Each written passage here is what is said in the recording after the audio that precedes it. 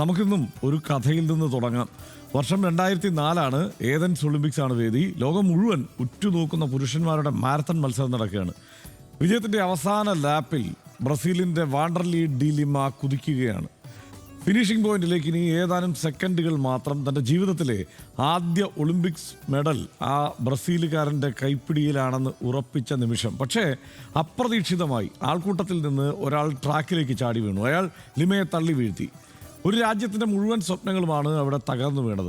ആ തടസ്സത്തിൽ ലിമയുടെ സ്വർണവും വെള്ളിയും നഷ്ടമായി. എങ്കിലും ആ മനുഷ്യൻ തോറ്റുകൊടുക്കാൻ തയ്യാറായിരുന്നില്ല. വീണിടത്ത് നിന്ന് കുതറിയോടിയ ലിമ വെറും 8 സെക്കൻഡ് വ്യത്യാസത്തിൽ വെങ്കല മെഡൽ നെഞ്ചോട് ചേർത്തു. കാലം ചിലപ്പോൾ ഇങ്ങനെയാണ്. നമ്മൾ ലക്ഷ്യത്തിലേക്ക് എത്താറാകുമ്പോൾ തടസ്സപ്പെടുത്താൻ ആരൊക്കെയോ വരും. ചിലപ്പോൾ സാഹചര്യങ്ങൾ, ചിലപ്പോൾ നമ്മെ തളർത്താൻ ശ്രമിക്കുന്ന മനുഷ്യർ. ഇന്നലത്തെ 2020 ലോകകപ്പിൽ സഞ്ജു സാംസന്റെ ബാറ്റിംഗ് കണ്ടപ്പോൾ എനിക്കതാണ് ഓർമ്മ വന്നത്. ലിമയെ ഓർമ്മ വന്നു. സോഷ്യൽ മീഡിയയിലെ പ്രശസ്തമായ ഒരു വാചകമുണ്ട്, സഞ്ജു സാംസണായി ജീവിക്കുക എന്നത് എളുപ്പമല്ല എന്ന്. ശരിയല്ലേ?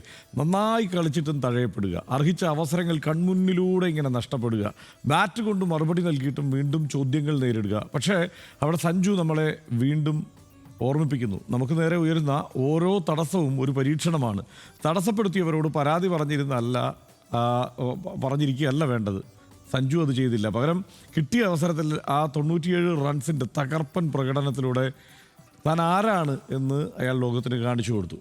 പുറത്തിരുത്തിയവർക്കും പരിഹസിച്ചവർക്കും മുന്നിൽ ആ ബാറ്റ് ഉയർത്തിയപ്പോൾ അത് കേവലം റൺസുകളിലായിരുന്നില്ല, വർഷങ്ങളുടെ അവഗണനയ്ക്കുള്ള മറുപടിയായിരുന്നു. ജീവിതമായാലും ക്രിക്കറ്റായാലും ജയിക്കേണ്ടത് തോക്കുകൾ കൊണ്ടോ ആയുധങ്ങൾ കൊണ്ടോ ഒന്നുമല്ല, നമ്മുടെ നിശ്ചയദാർഢ്യം കൊണ്ടാണ്. ഇന്ന് ലോകത്തിൻ്റെ പല ഭാഗങ്ങളിലും പല രീതിയിൽ യുദ്ധം ഇങ്ങനെ കൊടുമ്പിരിക്കൊണ്ടിരിക്കുകയാണ്.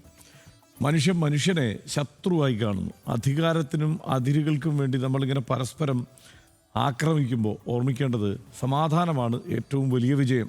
വിദ്വേഷം പടർത്തുന്ന ഈ കാലഘട്ടത്തിൽ സ്നേഹത്തിൻ്റെയും സഹിഷ്ണുതയുടെയും ലോകത്തിനായി നമുക്ക് ആശിക്കാം.